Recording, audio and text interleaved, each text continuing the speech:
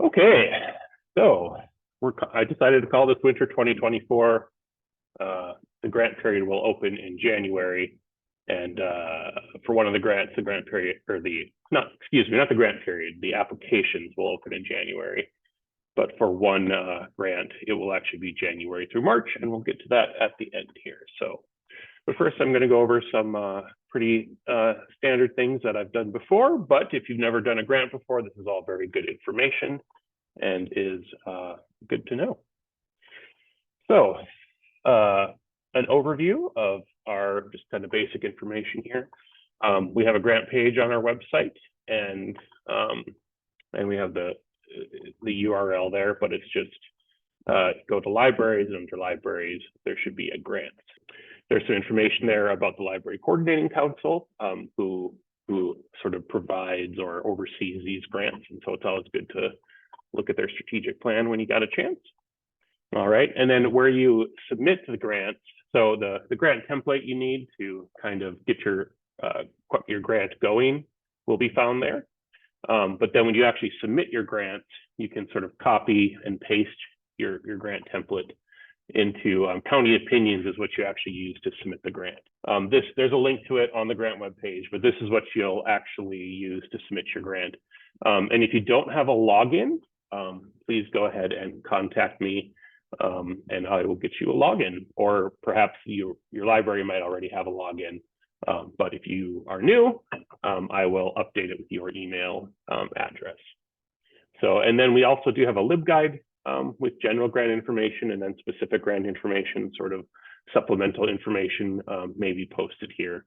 And you can find that by getting to any of our LibGuides, or here is the specific link to the grant LibGuide. And this is our library development email, which you can use for all grant purposes. You could email this one. It's for our whole department, and if I'm on vacation, somebody else can check it. So, but you can send everything to here, but I will take emails at my own personal address too.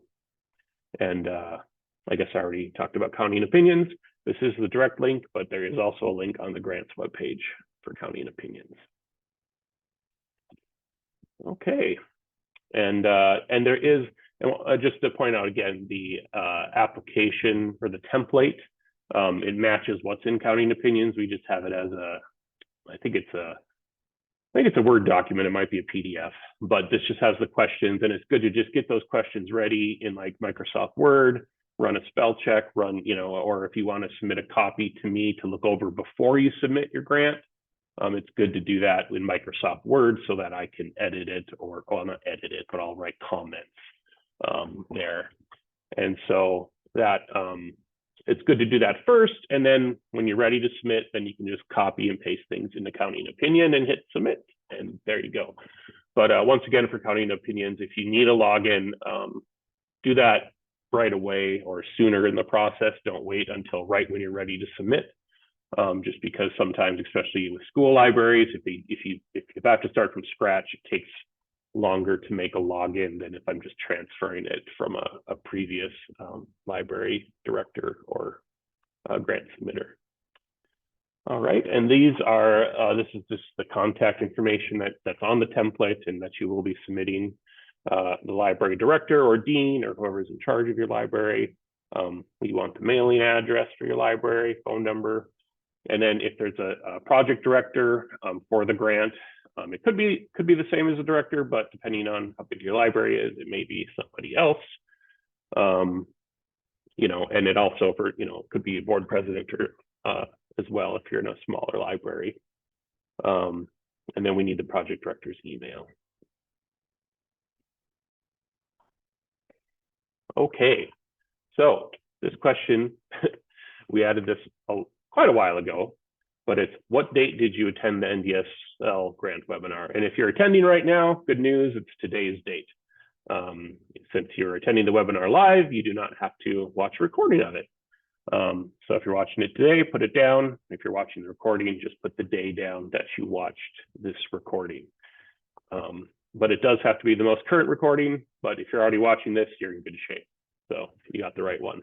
So for the library grant division, the application narrative, we want you to describe your budget in detail. So this is a general overview, what you're thinking about buying, the needs. Have you talked to people in your community? Is there a need for this? But it's a general overview of your grant. And you may want to write this section last, or maybe write a quick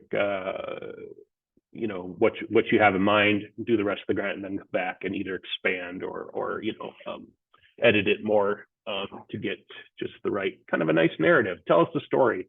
Tell us the story about why you need this money and what's it going to do for your community and your library. And especially for these upcoming grants, we are going to have some larger budgets available. And so, but the bigger the grant, the larger your budget, you're going to need a kind of a more in-depth narrative. If you're only buying a couple things, your narrative probably doesn't need to be that long because you're only buying a couple things. But if you have a large project with multiple phases, or purchasing a lot of things, there is a kind of a higher expectation that your narrative will be a longer and more detailed. We want the details of what you're doing, what you're going to buy, when you're going to receive it, pay for it, and how you're going to do it within the grant period. So so also include those activities you're going to do, and identify at least one specific audience, like who is this grant targeted to? It could be your general library population, but you might have a specific subgroup within your library that you might be targeting. So we want to know that. The coordinating council really likes to know that.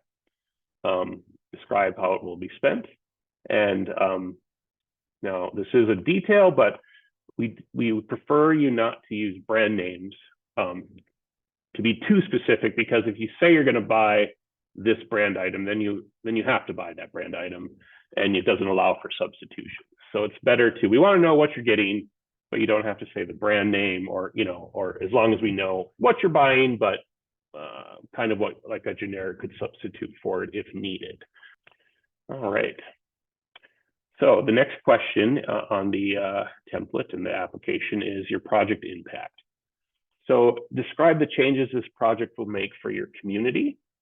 How is this going to change or help your community? That's really, that's the heart of kind of what we're going for. So let us know, if you have a good detail here that put it in there. So let us know how you're making that impact, and be specific and detailed.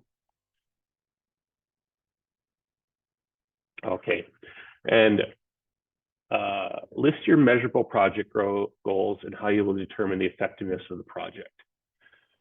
So it's very important that your goal is measurable. It's general goals are nice, but we really want to have measurable goals. That's very important. And so as a two-part question, measurable means quantitative. You need to use numbers somehow to describe your goal, a certain amount by a certain time. But we want to use something numbers, not just not qualitative.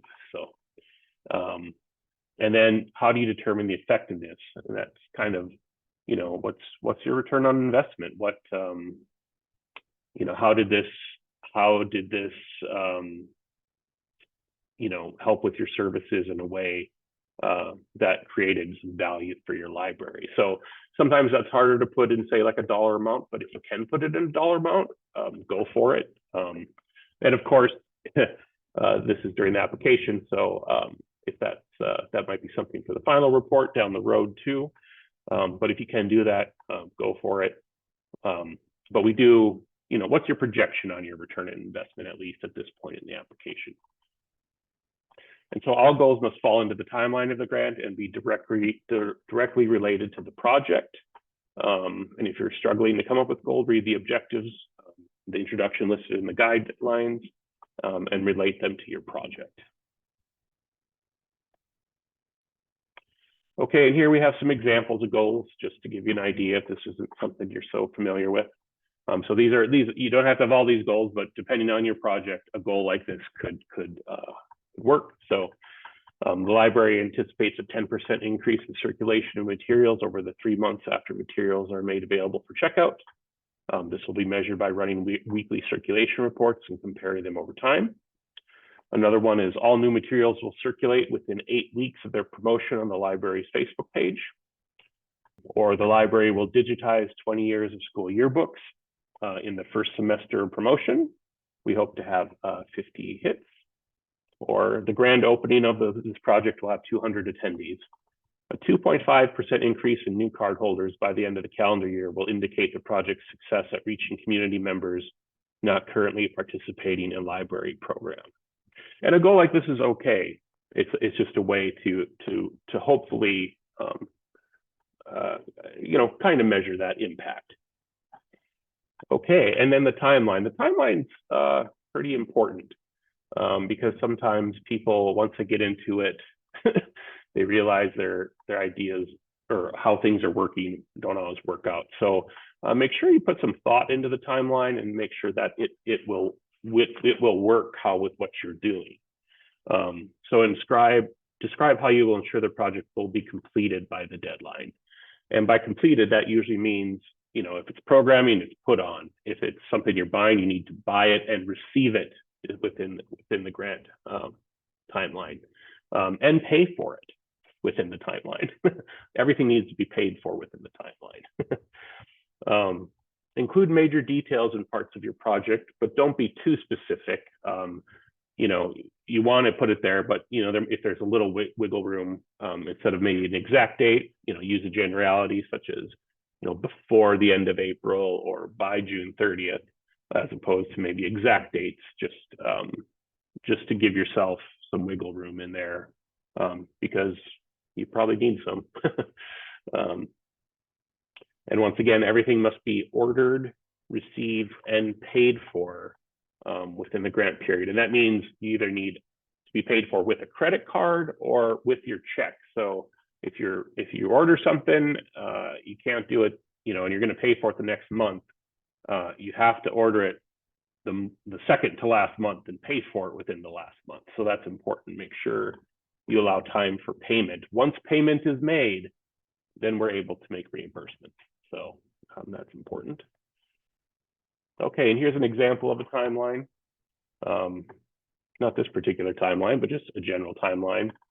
All materials for the program must be purchased by October 1st. The program will occur January 1st through March 31st. And major promotion of the program will occur in the weekly newspaper column and Facebook posts. Surveys will be collected during the program, and evaluation will take place in April. All reimbursement requests will be in by May 15th.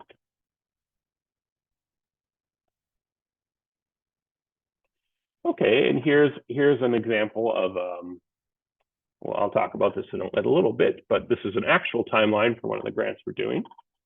So this upcoming application period will open January 2nd, and the application period will run through January 31st. But if you want to start working on your grant before that, or ask me a question, that's fine. But this is the official application period.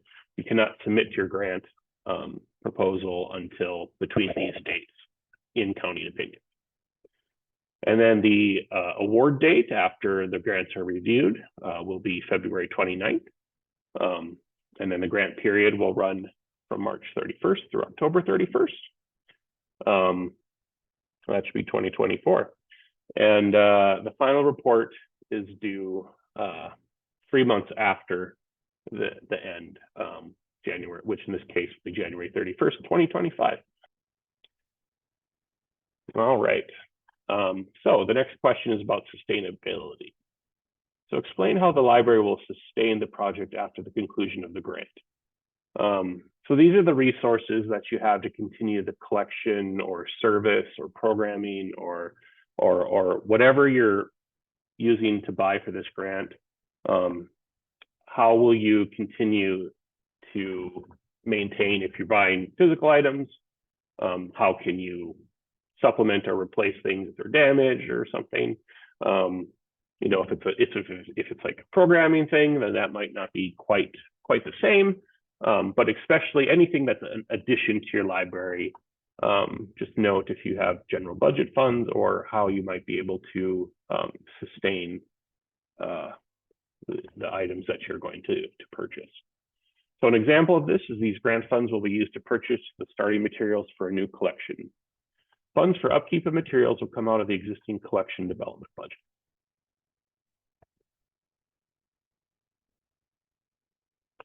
All right, and the Library Vision Grant Application Library Vision Goal. Library Vision, so this is the document that kind of lists the sort of the vision of this program, the sort of the values, what they're trying to promote. If you have time, I recommend reading this document, and you should be able to find a link to it on the grant webpage.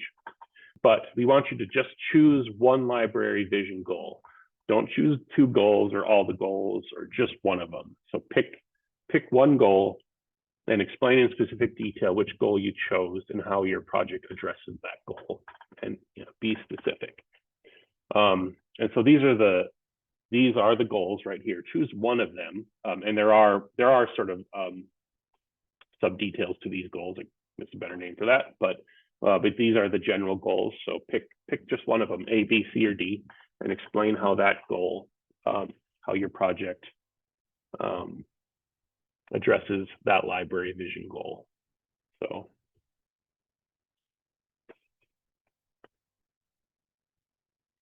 Okay, your budget chart includes categories. So we have, I believe, materials, supplies, programming, and other for our budget categories.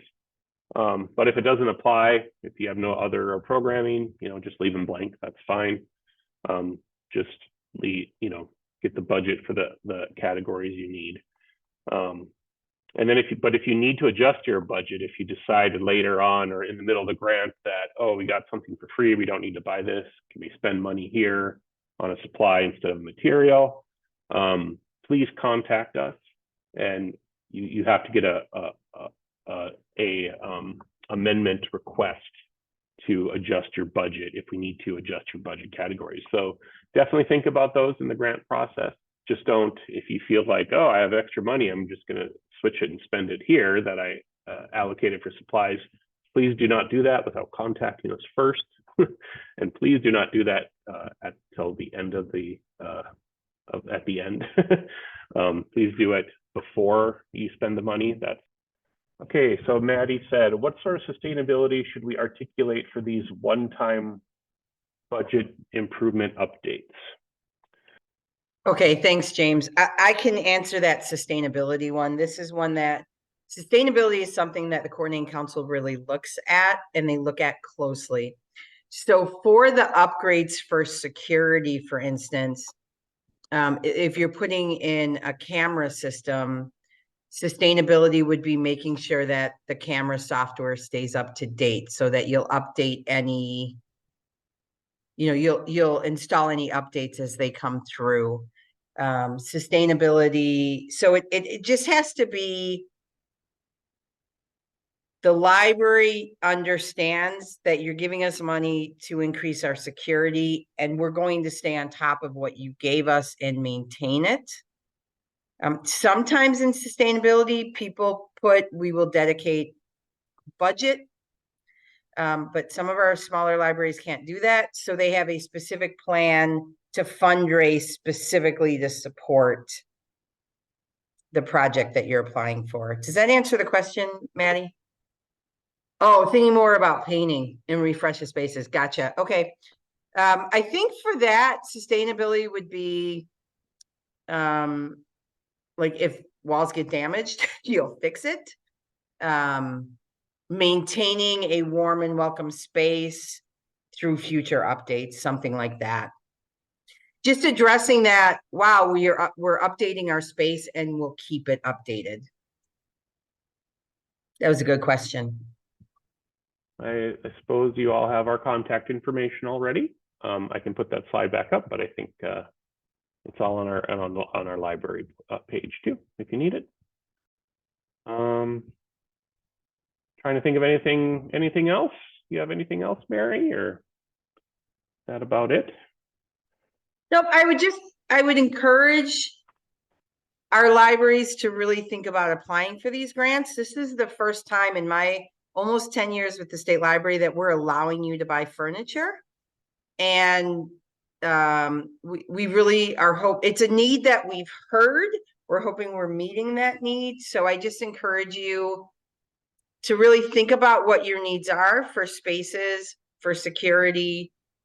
Don't be scared by the $15,000 max amount. It's the maximum. As James said, you don't have to apply for the maximum, but you absolutely can if that's what your needs are. And we're just looking for that to be clearly articulated. I would also strongly encourage you to reach out to James to review your grant. If you have ideas and you're like, does this really fit this grant? James can answer that for you as well.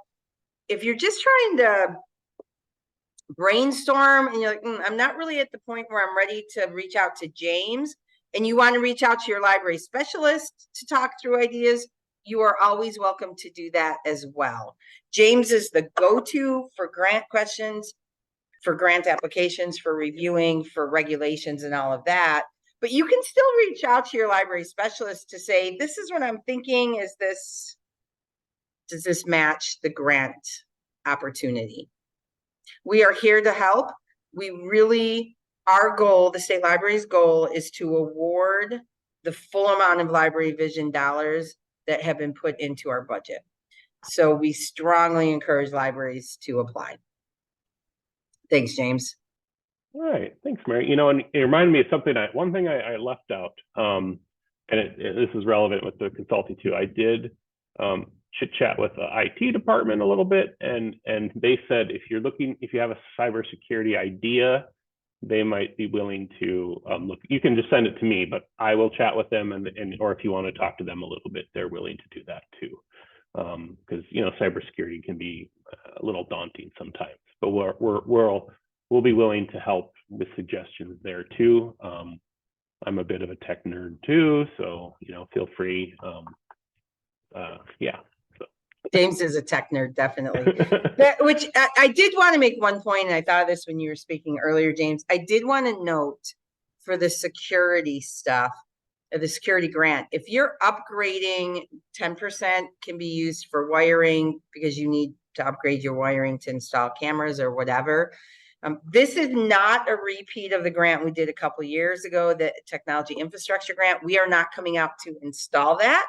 We can be a resource, we can answer questions, but installation of any security measures is at the local level.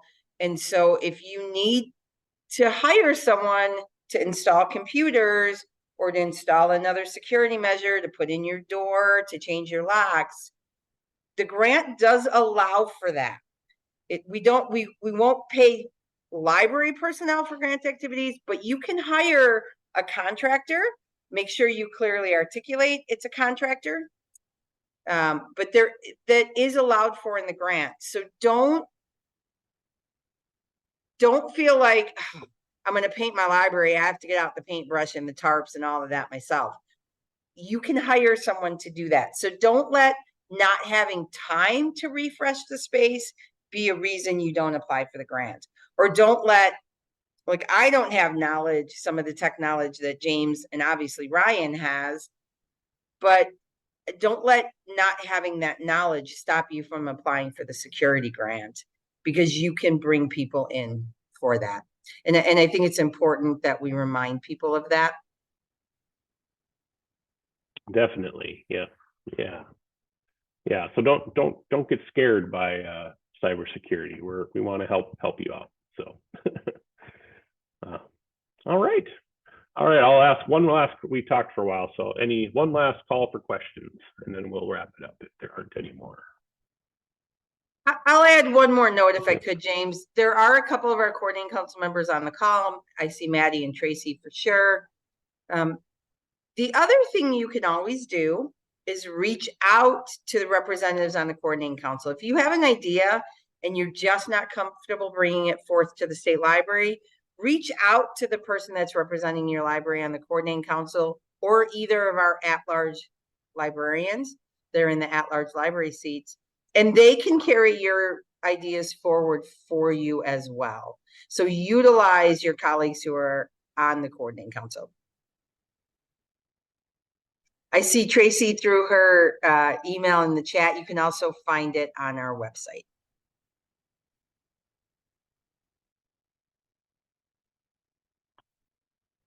All right. Well, thank you, everybody.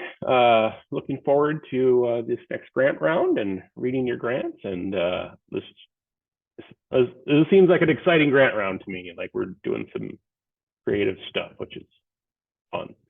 So. All right. All right. Well, thank you, everyone. And we'll see you and talk to you in the future.